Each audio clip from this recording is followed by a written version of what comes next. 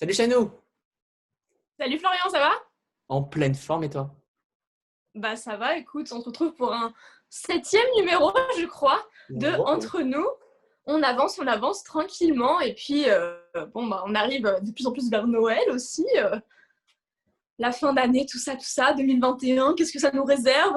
Plein de surprises après cette année 2020 Ah très là là, ouais, j'ai tellement hâte tumultueuse. de changer d'année. Tellement hâte.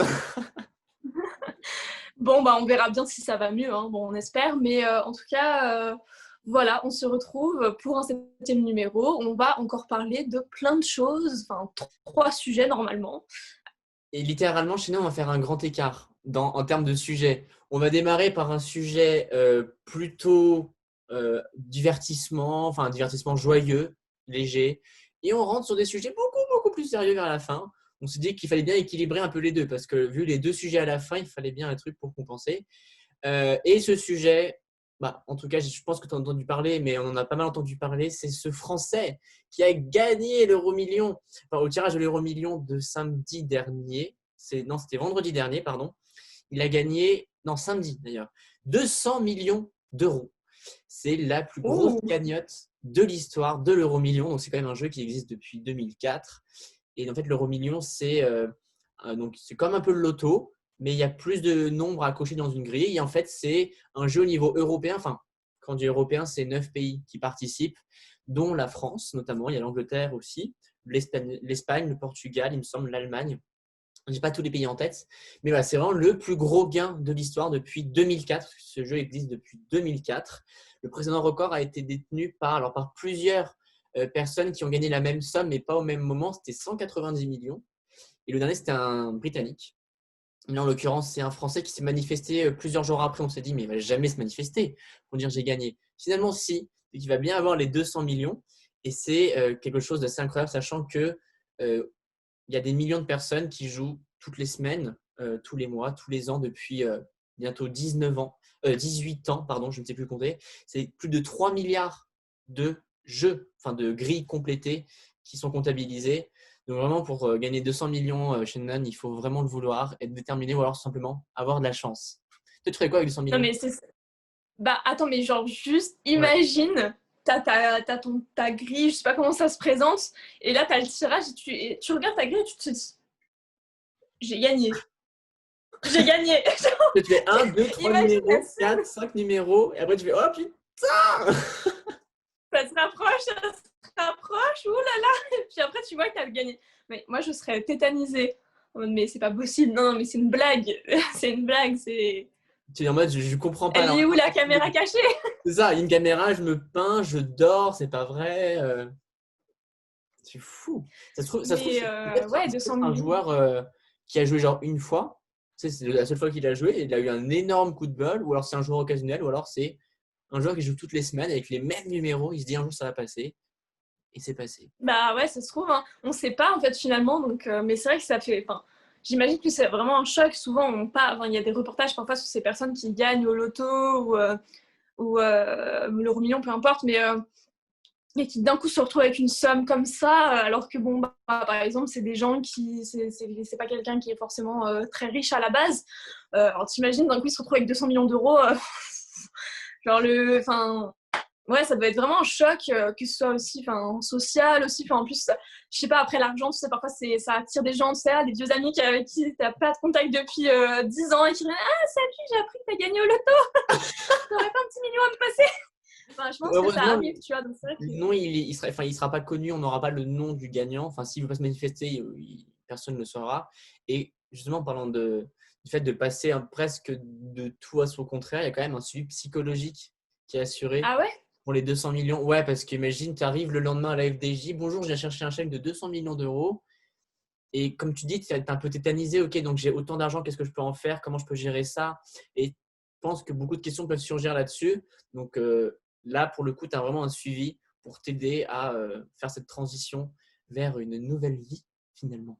Bah, mais je pense que c'est super important parce que franchement, ouais, on se rend pas compte parce que c'est vraiment, enfin, pour la plupart des gens, je pense que c'est un rêve de gagner une telle somme pareille et de se dire c'est bon, je suis tranquille, entre guillemets, à vie, tu vois, au niveau argent, j'ai plus Parce que l'argent dans notre monde actuel, c'est vraiment pour beaucoup de personnes un souci, c'est un stress. Et se dire, d'un coup, de se dire, c'est bon, j'ai plus à me soucier de ça, c'est tellement, ouais, c'est passer du tout au tout. Et ouais, je pense que c'est vraiment important. Et je ne savais pas qu'il y a un suivi psychologique. Et ouais, je pense que c'est vraiment nécessaire. Tu ferais quoi avec 200 millions d'euros, Chanou? Je sais pas, c'est tellement waouh. Bon, déjà, je crois que je sortirais de mon studio et puis je m'achèterais Un beau un duplex à grand Lyon. appartement. Ouais, non, mais un appartement, moi, de toute façon, c'est ce que je disais. Hein. Moi, je veux au moins une chambre, une machine à laver, parce qu'en tant qu'étudiante, j'ai pas de machine à laver, c'est C'est ton vraiment combat, horrible. ça, c'est ton combat, la machine à laver. Voilà, parce que c'est bon, hein, la laverie avec la monnaie, c'est bon, ça va 2 minutes, mais bon, voilà quoi. Donc ouais, au moins un appart, un bon appart, ouais, grand, à Lyon, ça pourrait être pas mal. Dans un premier temps. Après, je sais pas. Après, est-ce que tu n'investirais pas dans un studio pour un d'écrivain? Tu vois, on se fait un bureau, un plateau, Oh! on est aussi dans des caméras, dans tout, dans des trucs de fou pour faire des émissions. Tout en fait, on vivrait pour un d'écrivain. Après, on ferait. Mais ouais, en vrai, ce serait, ah là, ce serait incroyable. Mais par contre, le problème, c'est que c'est toujours la même question. On n'est jamais dans la même ville depuis que tu es parti à la fac. Donc, du coup, où est-ce qu'on met le studio? À Lyon, à Paris, Sinon, on a à... 200 millions. On a 200 millions. Tu crois vraiment qu'on va se poser la question de où est-ce qu'on va mettre le studio? On peut le mettre dans les deux. On fait 2 antennes, tu vois, une antenne parisienne et une antenne à Lyon. Ah, mais t'as la réponse à tout. Parce que moi, je vois encore, tu sais, le côté, il faut pas trop dépenser, tu vois. Alors, c'est très dur de me dire, j'ai 200 millions et je fais ce que je veux, tu vois. Ah, mais c'est clair, c'est assez fou, hein, 200 millions. Parce que, encore à Lyon, si tu te prends un appart à Lyon, ça va pas coûter très très cher. C'est pas comme Paris, quoi. À Paris, ça vaut, ça se Bah prend pas après, tu beaucoup vois, pour en plus, investir. moi, je pense que je reste quand même raisonnable. Je vais pas me prendre un appart, je sais pas, je vais pas me prendre un appart avec 6 chambres, tu vois, je vois pas l'intérêt. Non, non. Mais Non, prends 2 chambres, par contre, si tu veux m'inviter ou inviter tes amis. oui, voilà, oui, pourquoi pas. Du coup, ouais, deux chambres, ce serait pas mal, ce serait pas mal. Mais non, mais après, oui, forcément, après, il te reste tellement d'argent, je sais pas. Bon, moi, déjà, je pense que je m'achèterais tous les livres que je veux. En fait, tu vas acheter un nouvel appartement pour héberger tous tes livres, du coup. Donc, l'appartement voisin, finalement. C'est ça que tu vas C'est ça. agrandir pour faire une salle bibliothèque. Ah, c'est C'est ça. fou. Après, donc, du coup, il y a le studio au sein d'écrivain. Toi, tu veux pas t'acheter quelque chose pour toi? Bah déjà, si investir dans un appartement à Paris et à Londres, dans les deux, parce que je me vois bien aller à Londres après. Shannon, Florian, notre à petite Londres. maison à Notting Hill. Mais Notre petite maison à Notting Hill.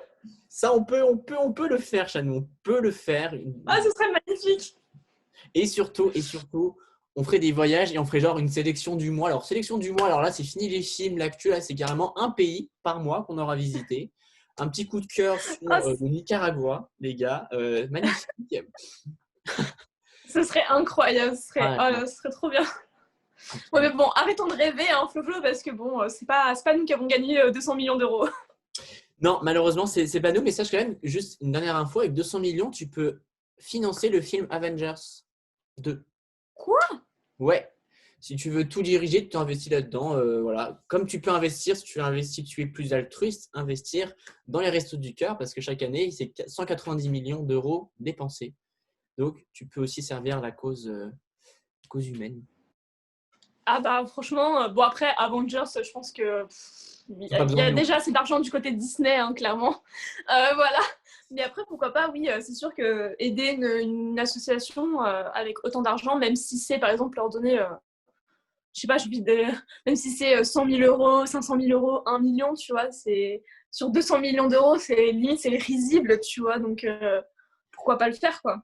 C'est clair, c'est clair. Bon, il faut arrêter de rêver. C'était beau de rêver, c'était une parenthèse inattendue. Il faut passer à des sujets plus sérieux, et on va circuler vers de la culture et un film, bah, finalement, qui, Shannon, t'a quand même touché, pas mal touché, et qui m'a Oui. beaucoup touché.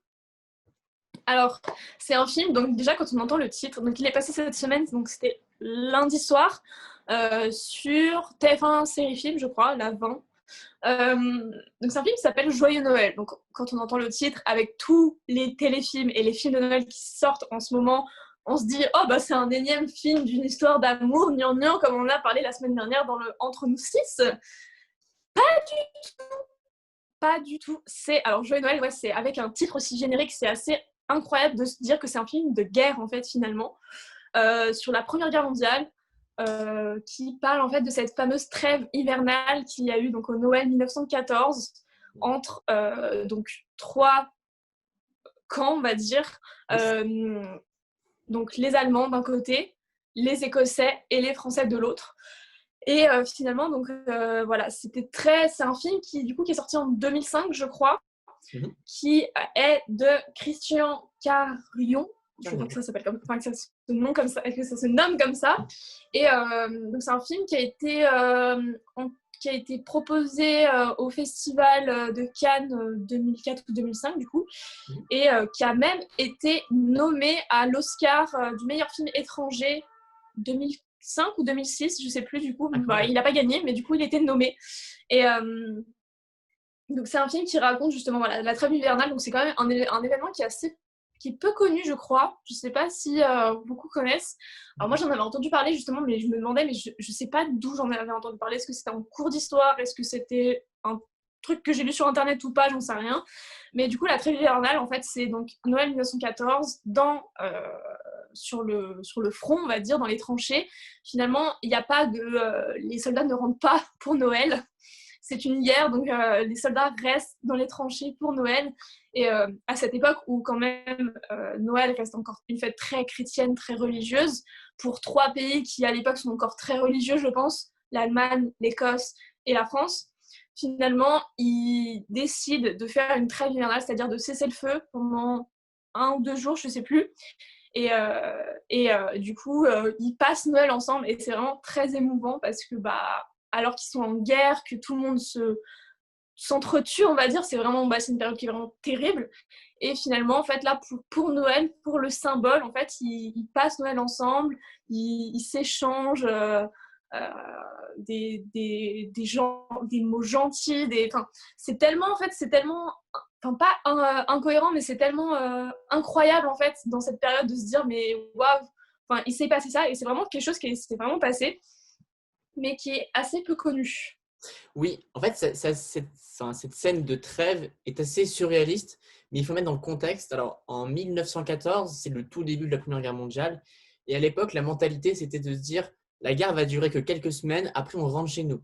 Donc, à Noël, c'était encore le début de la guerre et on se disait, on n'est pas encore dans le dur des conflits, dans une guerre de position. Donc, dans le nord-est de la France, qui se tend jusqu'en Belgique, il y a vraiment des tranchées.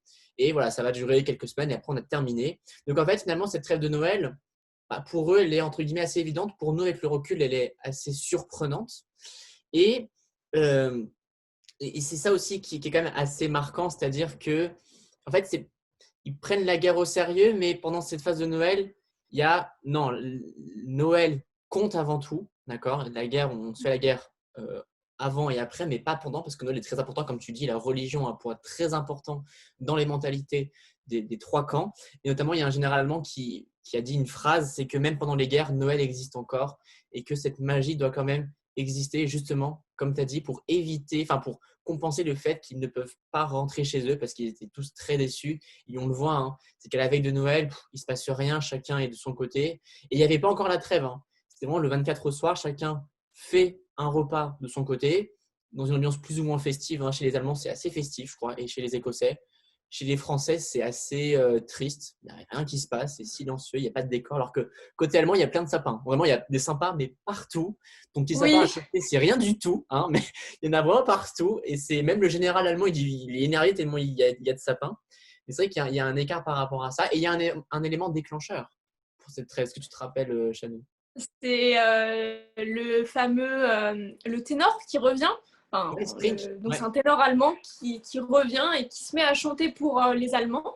Et en fait, de l'autre côté, le problème, c'est qu'en fait, il faut vraiment s'imaginer qu'il y a le No Man's Land qui sépare les camps.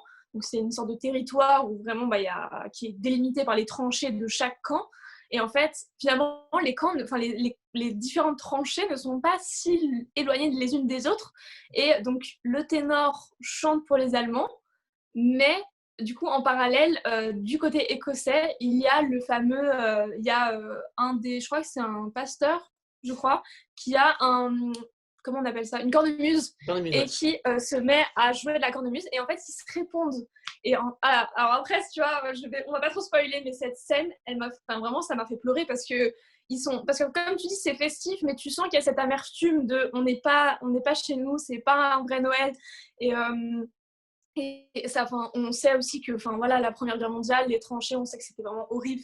C'était pas du tout, c'est pas le confort. Déjà, c'est pas le confort qu'on connaît aujourd'hui, mais c'est encore moins le confort qu'ils avaient à l'époque, déjà dans leur maison. Mais du coup, ouais, tu sens qu'il y a l'amertume, qu'ils sont festifs, mais bon, voilà, quoi, on n'est pas chez nous. Et finalement, le fait qu'ils se mettent à se répondre, ouais, pour eux, déjà, c'est déjà assez surprenant pour eux-mêmes, en fait. Et finalement, ils continuent. Et ensuite, bon, voilà, quoi. On va pas trop spoiler, mais bon, il y a la trêve hivernale qui est actée, enfin, je sais pas comment on peut dire, mais qui est choisie. Et c'est ça aussi, c'est ça aussi, bon, il y a deux choses, comme tu as dit. C'est vrai que le Spring, qui est le ténor allemand, au départ, il chante dans une maison avec les généraux à l'occasion de la veillée de Noël. Mais il préfère se rendre dans les camps, dans les tranchées, pardon, parce que c'est un soldat avant tout. Et il se dit non, je dois retrouver mes frères et je vais les divertir en chantant une chanson. Ça, c'est quand même déjà une chose. Et sa femme, à Spring, le suit, parce qu'en fait, sa femme, elle est danoise. Elle est rentrée et elle peut pas rentrer, elle veut pas rentrer toute seule. Ils peuvent pas rentrer à deux, bref. Donc ils restent ensemble. Ça, c'est très, très beau aussi. Et ce qui est aussi surprenant, c'est la façon dont la trêve est actée. Donc, Spring, il chante, il va sur le No Man's Land, hein, carrément. On va pas tout décrire, mais en gros, il va sur le No Man's Land. Et donc, après, il y a l'Écossais, celui qui joue la cornemuse, qui le rejoint. Donc, il y a une bonne ambiance. Et après, la façon dont est actée la trêve, c'est les généraux qui se rejoignent au milieu du No Man's Land, vraiment sur un mini pont. Et ils disent, OK, on arrête de se tirer dessus pendant 24 heures. OK, alors que tu vois, habituellement, quand tu fais un cessez-le-feu, il y a vraiment un rendez-vous dans un bureau, on signe un contrat. Là, c'est juste, non, c'est parole contre parole. Et ça aussi, ça montre la dimension oui, comme on pourrait dire, surréaliste finalement de la scène. Mais c'est comme à l'époque, je pense que c'est lié au fait que ils savent qu'il y en a un des trois qui va gagner assez rapidement. Donc bon, tant pis pour tant pis, quoi. Ouais. Non, mais c'est ça qui est incroyable. Et en fait, ce qui est aussi incroyable dans ce film, c'est en fait les généraux, ceux qui ne sont pas sur le front, ne sont pas du tout connectés à ce qui se passe. Et finalement, c'est pour ça que c'est quelque chose qui n'est pas vraiment connu, parce que finalement, ça a été très enfoui. On n'a pas voulu en parler parce que les Allemands, les Français, les Écossais qui fraternisent à Noël, il faut pas, tu vois, c'est tellement. C'est limite abject, il ne faut pas en parler. C'est un crime ouais. de collaborer avec l'ennemi. Ouais. C'est ça, exactement. Et du coup, bon, voilà, on sait que la fin, c'est pas vraiment un spoil, mais il va y avoir, quand ça va savoir en haut de l'échelle, ça va pas être très bien reçu. Et en fait, finalement, on voit qu'ils sont pas du tout connectés à ce qui se passe, ce qui se passe sur le front. Et en fait, moi, c'est tellement une réflexion que j'ai souvent par rapport à la guerre, c'est que tu te dis, mais finalement, ok, tu fais la guerre, mais pourquoi tu l'as fait en fait? Et parfois, c'est juste parce qu'il y a un conflit entre tel président ou tel roi, peu importe à quelle époque on se place. Et en fait, je sais pas, aujourd'hui, c'est pas le président. Ils subissent la guerre. On les emmène au front et en fait, ils veulent pas la faire. En plus, c'est nouveau pour eux, ce genre de guerre. Ils veulent pas la faire. Ils la subissent. Donc, ils se disent, bon, on nous inflige une guerre, mais quand même, on peut se dire stop à un moment donné. On se fait une pause. On fera la guerre plus tard, mais on fait une pause pour Noël. Non, mais voilà, surtout que voilà, c'est pas les dirigeants qui vont faire la guerre. Alors certes, ils ont le côté politique à gérer, on est d'accord, mais c'est pas eux qui se retrouvent dans les tranchées, sur le front, ou après, peu importe la guerre, mais qui voient ces personnes mourir, qui perdent vraiment des frères, que ce soit des frères d'armes, des frères de sang, je sais pas. Mais c'est vraiment, je trouve que c'est vraiment terrible en fait, parce que finalement, en fait, il y a vraiment. Enfin, ils sont vraiment déconnectés. Ils sont là, oui, mais eux, ils ont pu passer Noël avec leur famille. Hein. Par contre, les soldats qui sont sur le front, voilà quoi, hein, ils peuvent rester encore un jour de plus sur le front, hein, on s'en fout. Je trouve que c'est vraiment horrible. Et dans ce film, il y a. Donc c'est intéressant, c'est qu'il y a des acteurs français, des acteurs anglais et des acteurs allemands. Et dans les acteurs français, donc il y a Guillaume Canet, Danny Boone, qui sont très connus. Et moi, le personnage de Guillaume Canet m'a beaucoup touchée parce que en fait, en partant à la guerre, il a laissé sa femme enceinte et du coup, à l'époque du Noël 1914, sa femme est censée avoir accouché. Sauf que sa femme habite dans une ville qui est occupée par les Allemands. Du coup, il ne sait pas si vraiment elle a accouché, si l'enfant va bien, si elle-même va bien, parce que le problème, c'est que ils reçoivent pas des lettres, ils peuvent pas en envoyer, c'est ça? C'est ça, exactement. Et du coup, il passe par le général allemand pour lui demander en fait d'envoyer une lettre ou des lettres qu'il aura écrites à sa femme. Exactement. C'est ça. Et du coup, je trouve ça très touchant en fait, parce que lui, il sait pas et finalement, ça reste un père aussi et un mari et il sait pas en fait s'il a eu un enfant, si c'est une fille ou un garçon, parce qu'à l'époque, il n'y avait pas toute la technologie qu'on a aujourd'hui pour savoir le sexe du bébé, tout ça. Donc vraiment, il est vraiment dans le flou et c'est vraiment terrible de continuer à vivre comme ça, surtout qu'en plus, il risque sa vie tous les jours. Après, bon, il y a aussi le personnage de Danny Boone qui nous a beaucoup touché avec Florian Danny Boone, on est tellement habitué à ses rôles comiques dans tous les films Il incarne un peu la légèreté pendant la guerre. C'est une sorte de C'est ça, légèreté mais et de douceur. il est pas dans le comique qu'on le connaît, qui fait d'habitude en fait. Il incarne la légèreté dans le sens où c'est vraiment un soldat. En fait, c'est pas vraiment un soldat, l'image qu'on s'en fait, c'est-à-dire l'homme fort, viril, qui va à la guerre et qui veut tuer les autres, tu vois. C'est juste un gars qui était là, qui il a été, comment on dit, il a dû devenir soldat pour la guerre.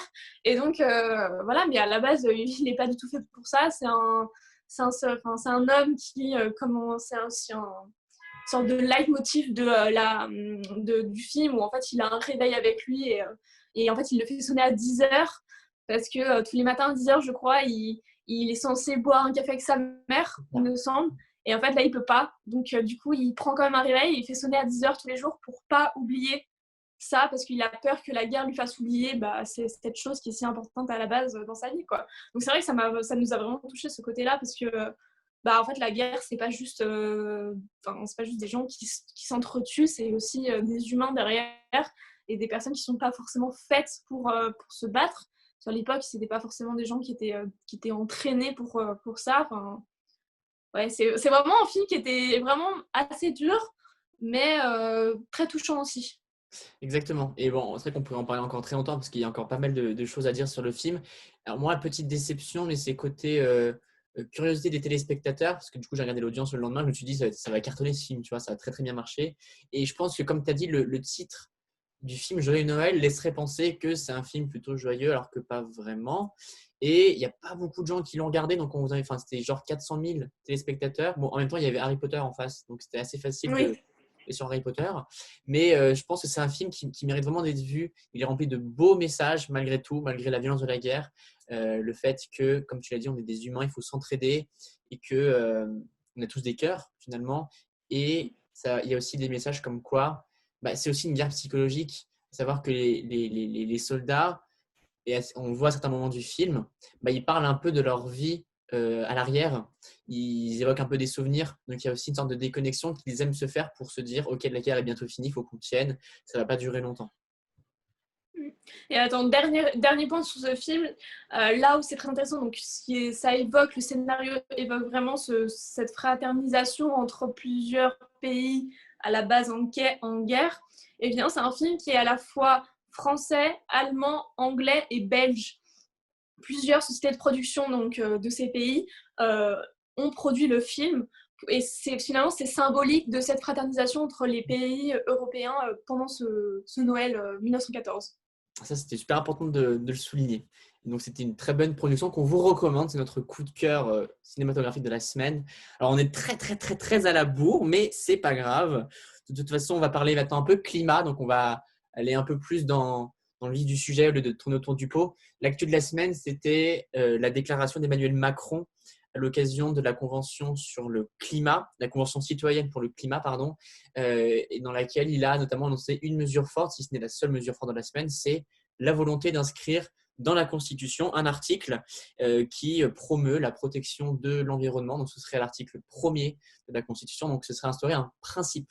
Donc, il n'y a rien de concret, mais si ce n'est le principe de biodiversité, en fait, de protéger la biodiversité, l'environnement et lutter contre le réchauffement climatique. Donc, il y a une convention qui a eu lieu, pour mettre dans le contexte rapidement. Il y a une convention qui a été mise en place fin 2019 avec 150 personnes qui ont été tirées au sort représentant la population française, dont l'objectif était de discuter et de proposer des mesures pour lutter contre le réchauffement climatique et préserver l'environnement. Donc, ça a duré 6 semaines et ça a débuté il y a 1 an. Pourtant, en fait, ça a duré 6 semaines, donc ça s'est terminé en février-mars. Après, avec la crise du Covid et tous les événements qui s'en sont suivis, on n'en a plus vraiment entendu parler. Pour autant, les propositions ont été mises sur la table et n'ont pas encore été vraiment évoquées dans le détail, mais elles seront évoquées lors de débats à l'Assemblée. On n'aura pas de réponse avant printemps 2021, été 2021. Mais elles sont là, mais la mesure forte, c'est celle-ci. Et justement, la question qu'on s'est posée tous les deux, c'est est-ce qu'il faut vraiment attendre que cette mesure soit constitutionnalisée pour agir, alors qu'on peut tous agir à notre niveau en faisant des petits gestes au quotidien. Et Shannon, du coup, je te laisse parler de ce qu'on nous, on en a fait des gestes en plus, des petits gestes. Oui. Alors, c'était en 2018, je crois, il y a eu le mouvement On est prêt. Je ne sais pas si vous vous souvenez, ça avait beaucoup envahi, on va dire, Instagram surtout. Donc, On est prêt, c'était beaucoup de youtubeurs, influenceurs qui s'étaient associés, réunis pour faire passer un message sur les petites actions qu'on pouvait faire tous les jours. Et justement, tous les jours, ils publiaient une petite action qu'on pouvait faire. Donc, à l'époque, on avait répondu, avec des actions qu'on avait fait, qu'on avait mis en place un peu chaque jour. On avait montré sur notre compte Instagram en story souvent ce qu'on faisait. Donc franchement, ça peut être, on peut agir déjà avec des gestes. Alors ça paraît tellement futile, on va dire, ces gestes, mais c'est tellement important. C'est vrai que, alors là, il y en a plein. Moi, je me souviens déjà à cette époque-là, on avait tous les deux collé un stop pub sur notre boîte aux lettres. C'est bête, mais voilà, on l'a fait. On reçoit plus de pub normalement. Et voilà, et donc c'est du courrier en moins, c'est du papier en moins. Ça permet du coup voilà, d'économiser là-dessus, d'être un peu plus écologique. Il y a aussi, moi, dès que je parte chez moi, bon après j'ai un studio, donc c'est vrai que c'est un peu plus simple, mais j'ai 2 multiprises qui sont pas forcément pas nécessaires, mais qui ne sont pas branchées à des... par exemple, elles ne sont pas branchées à mon frigo ou à quelque chose qui doit rester allumé tout le temps, mais qui sont branchées à des lampes, à ma télé, qui ne sert à rien de rester en veille alors que je ne la regarde pas. Donc, dès que j'en ai pas besoin, j'éteins ces multiprises parce qu'en fait, même si vous laissez allumer la multiprise, ça continue d'utiliser l'électricité. Et donc, en fait, finalement, le fait d'éteindre, ça va vous faire économiser un petit peu sur votre facture d'électricité et ça va vous faire économiser, ça fait économiser aussi de l'électricité. Et donc, c'est plus écologique. Donc après, il y a plein de choses aussi. Moi, ça fait quelques années que je suis passée au savon solide pour me laver. Le shampoing solide aussi, je suis passée. Alors ça, s'il n'y en a pas beaucoup, j'en ai trouvé un super bien dans une boutique qui s'appelle Lush. Je pense qu'il y en a plusieurs en France, mais pas partout. Mais en tout cas, je suis vraiment satisfaite. Donc voilà, donc ça permet en fait d'utiliser moins de plastique, du coup de jeter moins de plastique et du coup d'être plus écologique. Après, il y a plein de petites choses qu'on peut faire. Manger moins de viande aussi, ça fait partie des choses que j'ai mis en place. Voilà, je sais pas, Florian, si tu en as d'autres à dire. Oui, alors il y avait d'autres mesures. Alors, on n'a pas pu toutes les appliquer parce qu'on a des contraintes plutôt liées à nos espaces dans lesquels on vit. Il y avait notamment faire un petit compost. Ça implique un petit peu plus d'espace. On peut faire sur un balcon, mais ce n'est pas très pratique. Il y avait également changer ses ampoules, mettre des LED, celles qui consomment moins. Il y avait notamment ne pas jeter ce qu'on n'a pas fini et plutôt faire des restes, prendre des tupperwares. Prendre une bouteille, pas en plastique, mais prendre une bouteille dans laquelle on peut mettre de l'eau ou du liquide. Une gourde. Une gourde. Je cherchais le mot. Merci, Shannon. Ça aussi, j'ai pris une gourde. Ouais, tu as pris une gourde. Ça aussi, j'ai pris une gourde, c'est génial. Bon, les restes de nourriture, ça, c'est quelque chose avec lequel j'ai été élevée. Hein. Genre vraiment, on jette le moins possible. Donc, du coup, il y a toujours des restes. Il faut toujours les manger. Sauf si c'est vraiment plus bon du tout. Hein. Ça faut quand même pas se rendre malade non plus. Mais il y a toujours de quoi recycler un peu les restes les restes de nourriture. Après, voilà. Il y avait aussi prendre les transports en commun quand on peut, favoriser le covoiturage. Il y avait le fait de vider ses boîtes mail, parce qu'apparemment, ça consomme, enfin, ça pollue beaucoup le fait de laisser des mails, surtout dans les courriers indésirables en non lus. Donc ça, c'est aussi un réflexe qu'on prend. Il y a même on nous proposait des logiciels où on pouvait vider automatiquement nos boîtes mail de mails qu'on ne voulait plus parce que, en fait, ce qu'on fait souvent, c'est qu'on s'inscrit à des newsletters. Et en fait, au bout d'un moment, on ne les lit plus. Et donc, elles apparaissent. À chaque fois, on ne les lit pas, donc on les supprime. Donc, l'idée, c'est de se désabonner à chaque fois. Ça peut prendre du temps. Donc, il y a un logiciel qui le fait pour nous.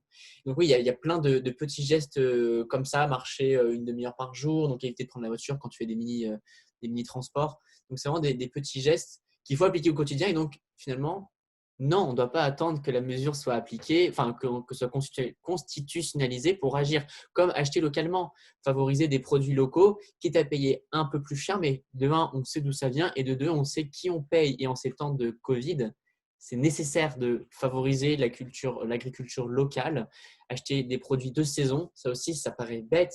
Pour autant, on voit encore beaucoup trop de produits qui viennent d'Amérique du Sud, qui pourtant sont cultivés en été chez nous, et pourtant on les achète alors qu'il ne le faut pas. Donc il faut simplement adapter notre quotidien. Ça coûte rien, honnêtement, rien du tout. Pourtant, ça a des impacts, des effets positifs sur la planète. Donc voilà, nous on continue avec Shannon de faire ces petits gestes au quotidien. Alors on n'est pas des donneurs de leçons et puis je pense qu'on n'est pas là pour ça, mais vraiment, c'est bien que si chacun le fait, on avancera progressivement et on arrivera à faire changer les mentalités. Les plus jeunes, c'est notre rôle. Et donc, c'est de faire changer la mentalité des un peu plus âgés. C'est une prise de conscience qui se fait, qui est personnelle en fait, qui se fait petit à petit. Euh, voilà, comme tu dis, on n'est pas des donneurs de leçons. Après, on dit juste que c'est des choses qui sont pas prenantes, qui va pas vous prendre 3000 ans à faire dans la journée. Vraiment, juste avant de partir à l'école, à la fac, au boulot, éteindre le multiprise qui sert à rien de rester allumé toute la journée alors que vous n'êtes pas là. Ça coûte rien, on appuie sur un bouton et c'est parti, tu vois. C'est vraiment des trucs voilà, qui permettent en fait qui sont pas loin à faire. Donc voilà, si vous avez envie, si pour vous c'est important le fait de la question de l'environnement et de la planète, de la préservation de la planète, c'est important, c'est des sujets qui sont importants pour vous, n'hésitez pas à voilà, vous renseigner, il y a plein de choses, il y a plein de sites, plein de pages, Facebook, Instagram, qui sont très intéressantes par rapport à ça. Exactement. Écoute, Shannon, on va pas s'attarder plus longtemps là-dessus. En tout cas, c'était encore une fois des débats très intéressants. On a passé beaucoup de temps sur le film parce qu'il méritait vraiment qu'on en parle. Je ne pensais pas qu'on passerait autant de temps, honnêtement. Mais il y avait beaucoup de choses à dire. Ouais, moi non plus. Et c'était super intéressant. N'hésitez pas à réagir sur tous les réseaux, commenter, à partager. Et on vous remercie, comme toutes les semaines, d'être présent au rendez-vous. On n'est pas des centaines, vous n'êtes pas des centaines à nous regarder, mais en fait, ce n'est pas grave. Nous, ce qui compte, c'est qu'on parle entre nous, qu'on puisse vous faire partager nos idées, peut-être susciter de la curiosité. Et on voit que ça commence un petit peu à prendre. C'est ça qui nous fait vraiment plaisir. Et on va continuer encore longtemps ce format. Parce que je ne sais pas si on avait dit c'est un scoop, mais entre nous continue en 2021. Ça, c'est sûr. Parce que c'est un format qu'on a improvisé du jour au lendemain et qu'on va continuer, c'est sûr. Et c'est vraiment une super occasion même pour nous de se retrouver avec chez nous et de se retrouver avec vous en vous proposant un format hebdomadaire ou bi-mensuel. Je ne sais pas comment on dit, quinzenaire, comment on dit. Je sais pas du tout. Bref, toutes les 2 semaines. Bon, bref, vous avez compris l'idée. En tout cas, merci à toi, Chanou. Merci à toi, Flo. C'était franchement super cool, comme tu as dit, des bons débats. Et voilà, on se retrouve tout au long de la semaine avec nos rubriques habituelles. N'hésitez pas à réagir. On publie des questions par rapport à l'émission tout au long de la semaine, des petits extraits si vous voulez revoir des petites parties. Voilà, nos rubriques habituelles. N'hésitez pas à réagir, à liker, à partager, tout ça, tout ça, tout ça. On connaît la chanson, on la connaît. Exactement. Passez une bonne journée, un bon dimanche et une bonne semaine. Et passez tous une bonne semaine. Merci à toi aussi et à vous aussi qui nous regardez. Et à la semaine prochaine. À la Salut. semaine prochaine. Ciao.